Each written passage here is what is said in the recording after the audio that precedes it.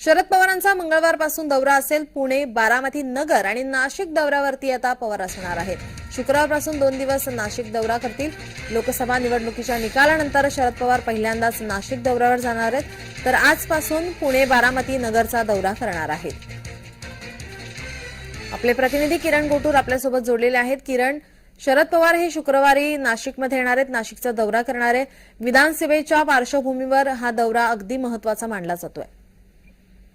अगदी बरोबर आहे. लोकसभा निवडणुकीनंतर पहिल्यांदाच शरद पवार हे पश्चिम महाराष्ट्रानंतर उत्तर महाराष्ट्रामध्ये येत आहेत. आज पुणे आणि बारामती दौऱ्यानंतर ते नगरमध्ये येतील.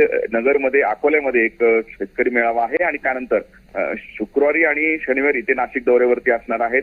शुक्रवारी निफाडमध्ये काही कार्यक्रमाला ते उपस्थित राहणार आहेत आणि शनिवारी नाशिकमध्ये सुद्धा विविध पदाधिकाऱ्यांची बैठक ते नाशिकमध्ये घेणार आहेत, अशा पद्धतीचं माहिती मिळते. लोकसभेला एक चांगलं यश जे आहे ते नाशिक जिल्ह्यामध्ये पवार गटाला मिळालेलं आहे आणि त्यानंतर ते पहिल्यांदाच नाशिकमध्ये येत आहेत. आगामी विधानसभा निवडणुका सुद्धा आहेत. नाशिक जिल्ह्यामध्ये जे 6 ते 7 आमदार मागच्या खरं तर पंचवार्षिक निवडणुकीमध्ये निवडून आलेले होते, ते सगळे आता अजितदादा गटात असले तरी एक मोठी ताकद हे ग्रामीण भागामध्ये, विशेष करून नाशिक जिल्ह्याच्या ग्रामीण भागामध्ये एक मोठी ताकद शरद पवार यांची आहे. त्यामुळे आगामी विधानसभा कशा पद्धतीने लढवायचं आणि कुठल्या कुठल्या मतदारसंघामध्ये निवडणूक एकूणच लढवायची या संदर्भात स्थानिक पदाधिकाऱ्यांशी शरद पवार हे चर्चा करतील, अशा पद्धतीचं माहिती मिळते. त्यामुळे हा दौरा अत्यंत महत्वाचा मानला जातोय.